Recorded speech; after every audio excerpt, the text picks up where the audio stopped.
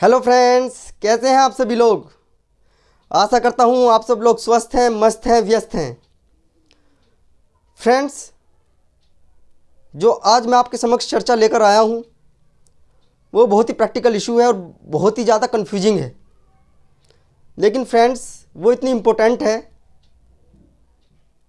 कि उसको हमें समझना बहुत ही ज़रूरी है। उससे हमारे पैसे सेव होंगे, हमारा टैक्स सेव होगा और हमें क्लैरिटी रहेगी कि हम कितना टैक्स दे रहे हैं। फ्रेंड्स, जो मैं आज चर्चा करने जा रहा हूँ वो चर्चा करने जा रहा हूँ taxation of private limited companies. Friends, जैसे आप लोगों को पता होगा कि कंपनीज पर जो टैक्स लगता है वो 30% इनकम टैक्स लगता है, plus surcharge, plus education cess, etcetera etcetera. ये टैक्स बहुत ही हैवी टैक्स लगता है और प्राइवेट लिमिटेड जब आप बना लेते हैं उसमें फ्लैट 30% टैक्स देकर आप अपनी ITR प्रोसेस करते हैं।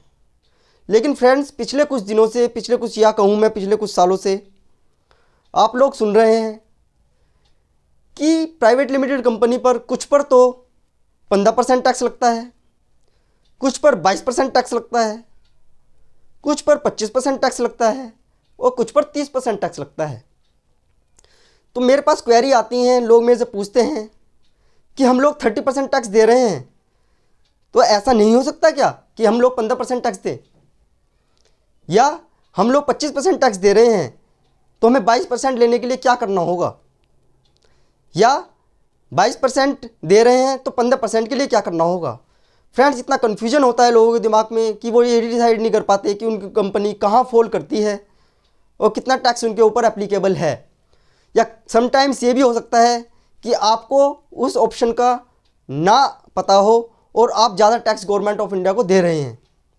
तो फ्रेंड्स, इन्हीं कन्फ्यूजन को दूर करते हुए आइए चर्चा करते हैं इनकम टैक्स के सेक्शंस पर। फ्रेंड्स, इनकम टैक्स में एक सेक्शन ऐड किया गया 115 BAA 115 कैपिटल BAA। फ्रेंड्स, इस सेक्शन पर 22% टैक्स एप्लीकेबल होता है। सबसे पहले तो मैं आपको क्लियर कर दूं कि वो टैक्स नाम के लिए 22% है, क्योंकि अगर आप इस सेक्शन को ऑप्ट करते हैं तो आप पर सरचार्ज मैंडेटरी हो जाएगा 10%। 22% प्लस 10% प्लस एजुकेशन सेस 4%, ये आपका 25 समथिंग आपका एप्लीकेबल इनकम टैक्स होगा। फ्रेंड्स, ये कौन ले सकता है टैक्स का बेनिफिट? इसका बेनिफिट कोई भी एग्जिस्टिंग कंपनी ले सकती है, सब्जेक्ट टू कुछ कंडीशंस हैं।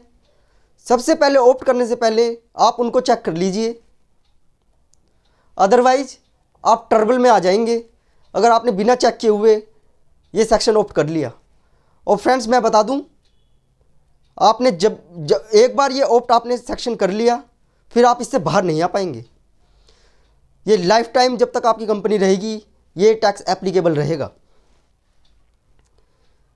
सबसे ब्यूटी इस सेक्शन की ये है कि इस सेक्शन को आप कभी भी ले सकते हैं।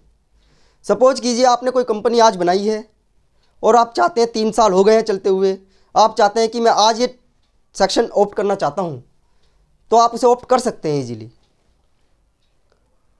ऐसा नहीं है कि आपने कंपनी आज बनाई है तो आपको आज ही ऑप्ट करना मैंडेटरी है। अगर एग्जिस्टिंग कंपनी है, उसे एग्जिस्टिंग बेनिफिट मिल रहे हैं तो वो एग्जिस्टिंग टैक्स ही कंटिन्यू रखे। जब उसे लगे, कंपैरिजन करके देख ले कि उसे कौन सा टैक्स बेनिफिशियल है, तब वो ऑप्ट कर सकती है। फ्रेंड्स, अगर एक बार ये सेक्शन आप ऑप्ट कर लेते हैं तो नोट कीजिएगा कि आपका जो मैट का क्रेडिट है वो आपको नहीं मिलेगा जो बुक्स ऑफ अकाउंट में पड़ा हुआ है, क्योंकि ये सेक्शन लगने के बाद मैट एप्लीकेबल ही नहीं होगा। दूसरा, अगर आपने new plant and machinery acquire की है तो उस पर एडिशनल डेप्रिसिएशन आपको नहीं मिलेगा। फ्रेंड्स, आपको ऑप्ट करने से पहले आपको ये देखना होगा कि कुछ इस तरह के बेनिफिट आप अवेल तो नहीं कर रहे हैं ऑलरेडी।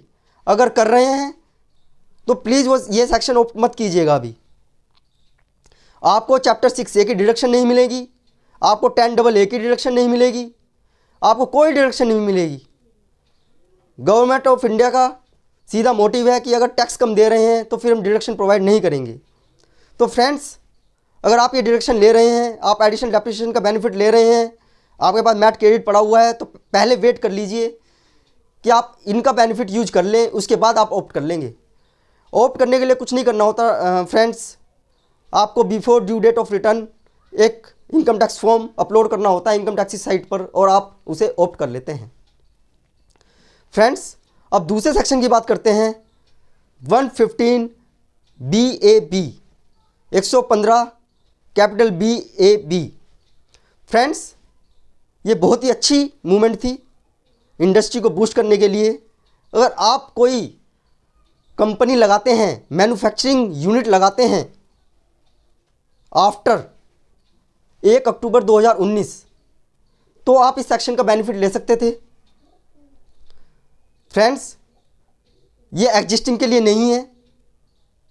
जो कंपनी 1/10/19 के बाद इनकॉर्पोरेट हुई है, वो कंपनी इसका बेनिफिट ले सकती थी। इस बार इनकम टैक्स 15% के रेट से लगेगा, और ये 15% नहीं friends, 15% plus 10% surcharge plus 4% higher education cess applicable होगा।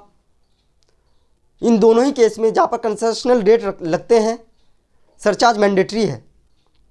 फ्रेंड्स, इस पर भी वही कंडीशन एप्लीकेबल होती है कि आपको एडिशनल डेप्रिसिएशन नहीं देंगे, आपको मैट एप्लीकेबल नहीं होगा, आपको मैट का क्रेडिट नहीं मिलेगा, कुछ इस पर एप्लीकेबल नहीं होगा। फ्रेंड्स, ये बहुत अच्छा सेक्शन है, और जो कंपनी 1/10/19 के बाद इनकॉर्पोरेट हुई है उनको ये सेक्शन ऑप्ट कर लेना ही चाहिए। और इसका सनसेट भी आया था और अभी बचा हुआ है 31 मार्च 2023। जो कंपनी बनेगी आप ये सेक्शन ऑप्ट कर सकते हैं।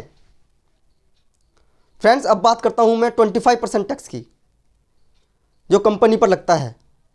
फ्रेंड्स, जिसकी टर्नओवर 400 करोड़ से ज़्यादा नहीं है प्रीसीडिंग ईयर में, वो इस सेक्शन को ऑप्ट कर सकती हैं। उस पर आपको टैक्स देना होगा 25% plus higher education cess etcetera. Lastly normal tax rate बच जाता है 30% tax plus higher education cess etcetera. जो नॉर्मल कंपनी है किसी भी तीनों सेक्शन में फॉल नहीं करती है, वो नॉर्मल रेट में चली जाती है 30 प्लस एप्लीकेबल टैक्सेस। फ्रेंड्स, जब आप कोई प्राइवेट लिमिटेड रन कर रहे हैं तो प्लीज़ ये चीज़ें सारी इंश्योर कर लीजिए, और उसके बाद ही डिसीजन लीजिए कि आपको कौन सा सेक्शन सूट करेगा। क्योंकि एक बार सेक्शन में बन जाएंगे तो आप परमानेंट बन जाएंगे, उसके बाद ऑप्ट आउट करने का कोई वे आउट नहीं है आपके पास। आशा करता हूँ फ्रेंड्स ये वीडियो आपको बहुत हेल्पफुल रही होगी। आपको टैक्स रिजीम के बारे में, कंपनी के बारे में पता चला होगा, जो भी एग्जिस्टिंग है हमारी। इसी के साथ मैं CA सौरभ मित्तल आपसे विदा लेता हूँ। Thank you very much.